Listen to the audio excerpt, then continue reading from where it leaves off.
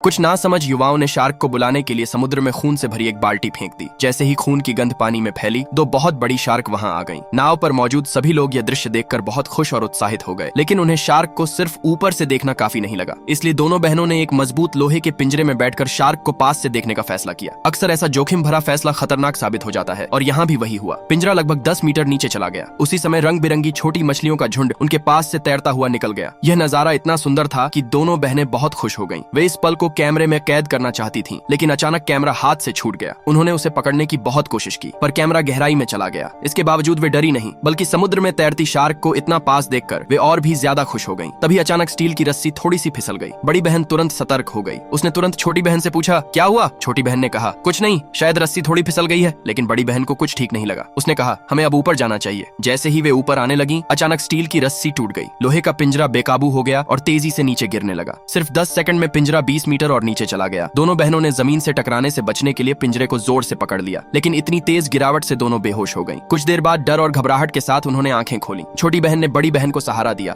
और उसे शांत किया। घबराहट के साथ उनके ऑक्सीजन टैंक की हवा भी तेजी से खत्म हो रही थी। तभी उन्हें एहसास हुआ कि वे अब समुद्र में 47 मीटर गहराई में फंसी हैं। न कोई मदद दिख रही थी, न बाहर निकलने का कोई रास्ता। अब उन्हें सिर्फ खुद पर भरोसा करना था। वे वहां बैठकर मरने का इंतजार नहीं करना चाहती थी, इसलिए उसने ऑक्सीजन टैंक हटाया और पिंजरे से बाहर निकलने की कोशिश की। लेकिन जैसे ही वह बाहर निकलने लगी, उसका मास्क उसके सिर में अटक गया। फिर भी वह खुद को आजाद करने की कोशिश करती रही, जबकि बाहर एक भूखी शार्क उसका इंतजार कर रही थी।